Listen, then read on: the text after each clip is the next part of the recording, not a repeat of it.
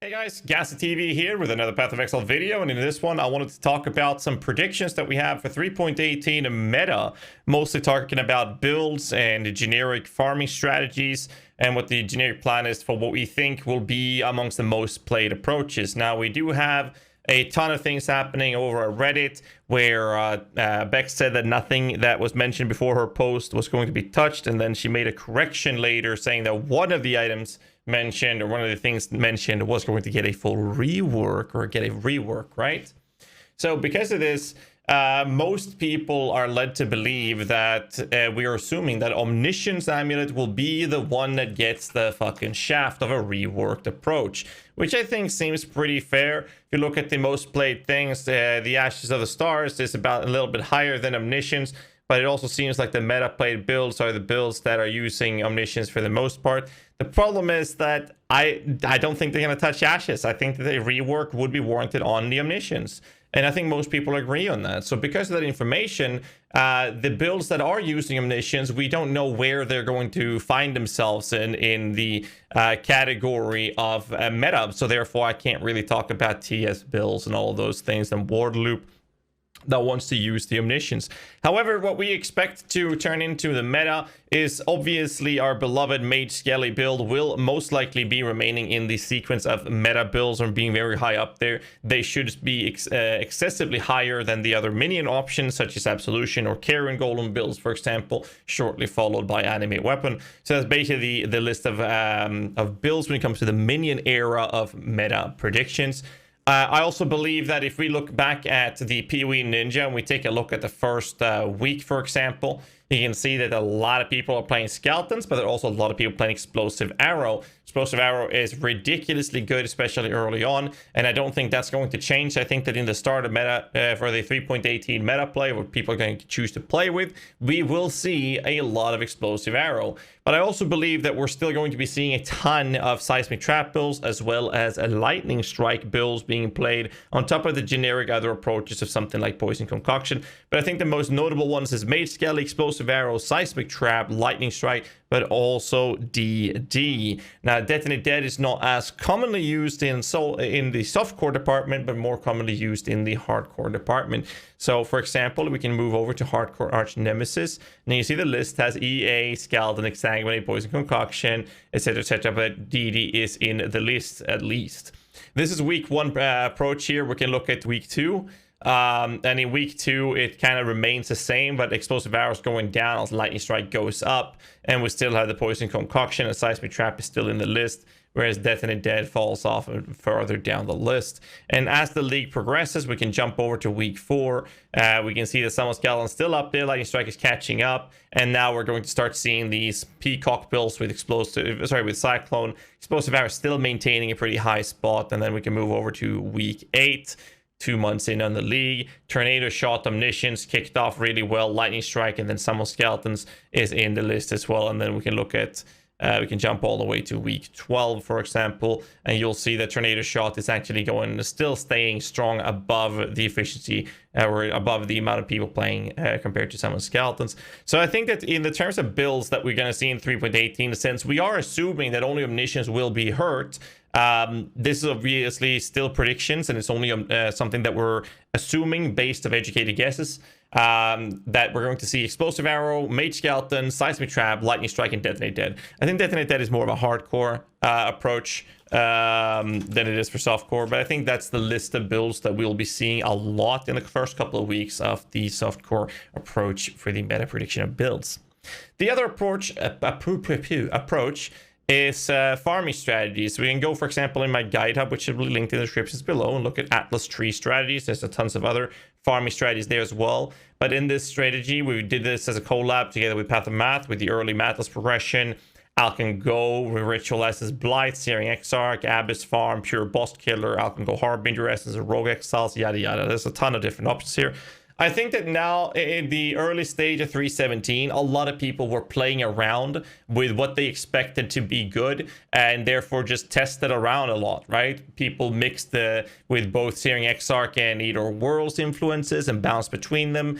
Some people tried one or the other, and we all kind of established that for the sake of farming, the best approach in terms of the Eldritch influences was to grind out Eater of Worlds. Now, something to keep in mind when it comes to that information is that since we know most people will heavily target farm Eater of Worlds because of the ritual altars, that means that the value per drop that you get from the fewer altars that you get access to for the Searing Exarch will be worth more currency.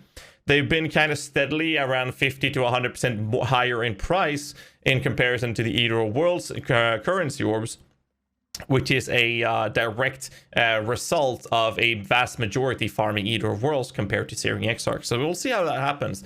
We also we've reached a point where there are so many guides and kind of a meta has evolved into the farming strategies with the new tree that we have access to, which will most likely be seeing a lot of changes. We'll see what happens, but based on the current information that we have, it seems like the top 5 dogs in terms of farming is the big one is obviously the MF Juicer. MF Juicers is essentially in a situation where you want all of these increase effective modifiers and non-unique maps, all of them, and then you smack in the Beyond and a couple of other things that you go for when it comes to the approach of super high-end Magic Find juicing.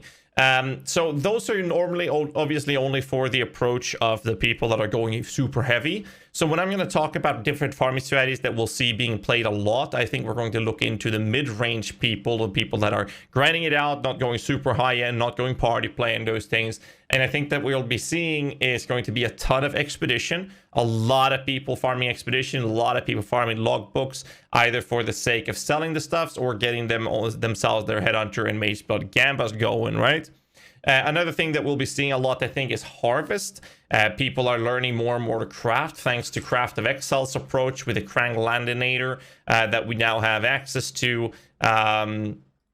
In this situation, we have access to a lot of cool things that will allow us to have more people actually be interested in crafting. So, for example, I can show you a pair of Tailwind Elusive boots as an example. They will look like this, and we would have the possibility to have a certain amount of steps of sequences. We can then simulate this, and there's also an instruction tab. Obviously, I will have tons of crafting guides in the descriptions below. You can check out the guide hub and get access to all of these, and these will allow you to do a fixed item simulation of this, and you can get an average craft cost based off this base item. In this base item, we have the Tailwind on a Hunter pair of boots, and the results with the simulation is this going to cost me about 20x, also 19 to 20x to finish the item, and the finished item would look like something like these items here, which has the elusive Tailwind movement speed, yada yada yada, right? So there's a ton of these approaches, and because of this, I think that we're going to see a lot more people crafting, which means people will be more interested in either selling, or well, both selling and buying harvest crafts, which means that the value of farming harvest should theoretically, based on what we know and seen so far, become a more lucrative option to go for because more people will be buying them. And as the supply the prices are designed or set with a comparison between supply and demand. And if the demand goes up excessively, or even a lot, even just enough with that it goes up a lot because of more people having access to craft and craft guides, there could be that the price spark in the supply, because if the supply remains the same, it will cost more. However, that might attract more people to grind out harvest and therefore make money out of it, and it might balance out. I don't know what's going to happen, but I think for sure that harvest will be a very lucrative farming strategy. And for example, I'll be buying hundreds of Exaltas worth of crafting in the first week of the league itself. The other approaches is obviously no change. It's a no-brainer to it. We're going to be still seeing, unless they make any significant changes, a lot of scarab farming, but most notably Strongbox farming, because these Strongboxes are so ridiculously good when it comes to getting extra currency, extra monsters, but also the scarabs to self-sustain and or sell, especially if we have another group of people farming expedition. They're going to want their expedition scarabs, etc., etc. And obviously we have the boss rush strategy. Now the boss rush strategy is essentially you don't really care what's on the map. You go in, your idea is to kill the boss. This gives you access to things like regurgitated relics. Sorry, not that one. There, etched by acid. Maps have 10% chance to award double progression towards encountering the Eater worlds. You have the same thing over here, which is baptized by fire. 10% chance to award double progression towards encountering Searing Exarch. And then you have things like synaptic impulses, vivid memories, and neural pathways, which increases the chance when you kill a boss to drop an actual synthesized map. You have the approach of martial forces. Eldritch bosses have 20% chance to drop a conquer map. Conquer maps increase pack size, but also quantity finding conquer maps. So when you do decide to run those Eldritch bosses, they have a chance to drop a conquer map. The Conquered Conquerors allows series to drop walk with them to a higher chance. Map bosses have 25% chance to drop a Conqueror map, and Conquerors have increased chance of dropping Conqueror's Exalted Orb. That's a lot of conquer in that sentence, but we're going to move on. The other approach is Guardian's Aid, together with the Remnants of the Past, as well as Gaze into this. These will increase the chance of you dropping Elder and or Shaper influenced maps as well. So there's a boss strategy, or boss rushing is essentially you just having a shitload of maps. You're just going in to kill the boss and then leave, more or less. You don't really care about anything else. Whilst you're doing this, you have a chance of dropping some bigger maps. You also get progression on whichever one you're running here, Searing Exarch or Eater Worlds, for example. And every 14 kill gives you access to either the big or the small boss. So after 14 kills, you get the small one. After 28, you get the big one. So that's 28 maps minus the approach of the Etched by Acid or Baptized by Fire, which would increase this to happen a little bit more often. So I think those are like the meta things that we're going to be seeing in Path of Exile 3.18 when it comes to builds as well as farming strategies. Obviously, we'll make a video once we see the patch notes to see how and where the Omniscience related builds will land. We'll see if I was wrong and if any of these needs to be moved, and we'll be categorizing these as well. But like I said before, in the description below is a link to all my guide hubs, which you can get access to check out farming strategies, currency making guides, crafting guides, gearing guides, build guides, everything you might need. It is the biggest hub for guides that has ever existed in the history of Path of Exile. Check it out, and don't forget to leave a like button, leave a like, and hit the subscribe button. And leave a comment if you what your thoughts are for the meta of 3.18. So till next time, boys. I'll see you then. Stay safe and keep rocking.